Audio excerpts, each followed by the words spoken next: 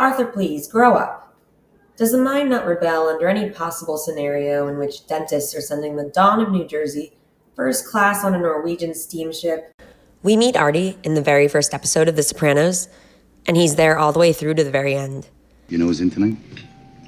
Man genius. Maybe this isn't a surprise, as he's a civilian who rarely involves himself in Tony's business activities. But they are dear friends who've known each other since childhood. Hey, look at me. Look at me. I'll always help you. That's why Tony has a soft spot for Artie. And even most of Tony's guys know this, like Ralph, for example. I ain't gonna be able to hurt you. Benny Fazio? Not so much. He needs to take some more don't shit where you eat classes. Piece of dogs! Little crazy! Most people who point a gun at Tony, throw food at him, and tell him that he's full of shit to his face wouldn't necessarily be around much longer. But again, Tony has a soft spot for Artie. Depending on who you ask, you'll probably get different answers about what kind of person Artie Bucco is. What's he like? According to some, he's 5 time zones behind his own ass. According to others, he's a warm, convivial host, Zagat rated. Why does your wife hate me? Charmaine doesn't hate you. Artie and Tony have known each other since childhood, so they go back a ways, just like Artie tells Livia. And Carmela and Charmaine have also been in the picture for quite a while. Plot twist. Charmaine and Tony were together one summer. Even though he had the old Vesuvio burnt down so that Junior wouldn't have Pussy Malongo whacked there, I think Tony still felt a level of responsibility given how crushed Artie was when it happened. Sorry, Artie. When Artie says, "Who would burn down the restaurant?" and Tony says, "Sorry," I feel like that was him admitting it, but obviously Artie wouldn't know that Tony was talking about that specifically, but sort of funny thing I noticed. Livia really was the real gangster. My mother? She essentially manipulated Artie into almost taking out Tony. This was after the first failed assassination attempt. Livia wasn't ready to give up yet.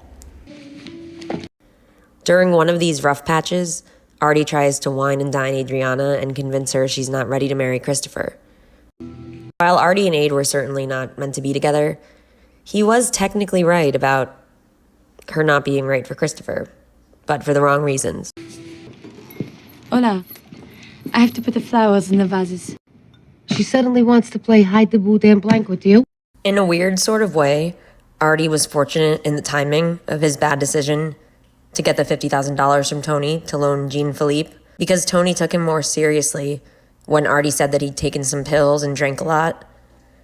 If it were not for Tony having very recently learned about Gloria's suicide, he may not have taken Artie quite as seriously, and then who knows if Artie would have ended up getting any medical treatment at all. I'm wiped out.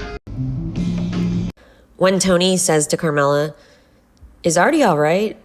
He was in a car full of dead guys," it makes me think of this overall reality that he does stay alive, and it may very well be because he's not involved in the life. Is Artie all right? Because in the dream, he was the only alive guy in this car full of dead guys. And he doesn't have to worry about that 80% rule of ending up in the can or on the embalming table at Cozzarelli's. If we compare Artie and Tony B from the morning after Hugh's surprise birthday party, Artie wakes up in the backyard, probably hungover, and he was also working at the party. But he picked himself up and went on to start his day. But Tony B, he decided to call up little Carmine and Rusty and take the Joey Peeps job. How can I help you? Amen. I don't know one doctor who was advising his children to go into medicine. She'd have been good at it, though, man. I do see a little bit of passive-aggressive undermining at the end with Charmaine and Artie. It's almost like Artie and Charmaine are saying, "We both made our choices. We're fine with ours." Though Artie did break the law when he shot that rabbit.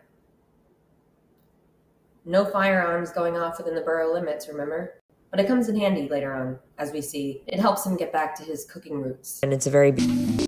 Artie was a civilian, and just like the rest of us civilians, he has flaws. Convivial host?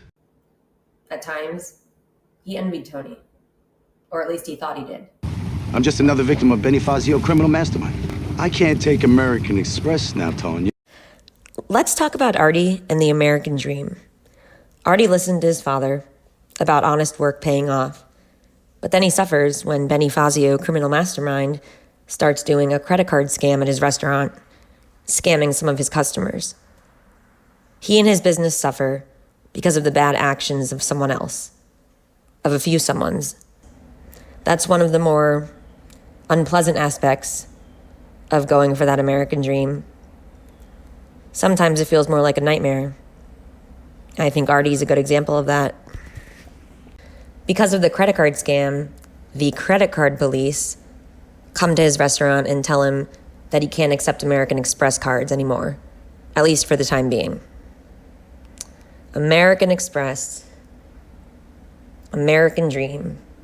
This is America, as Dr. Melfi reminds us every once in a while.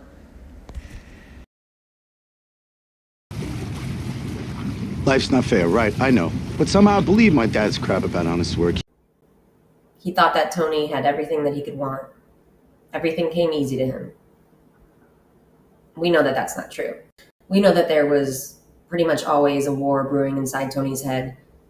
But from Artie's point of view, it looks like he's just this hawk flying over a little cornfield, looking at all the little mice and all the other prey that he can catch and exploit and manipulate somehow in whatever way works best for him at that moment. Oh, somebody hotboxed us? I saw you close the window. Some call him a working stiff. Others say he's 5 time zones behind his own ass. I guess you can be working stiff and be 5 time zones behind your own ass. I hope you enjoyed this video on the Sopranos character Artie Bucco. What do you think of him? Thanks for watching.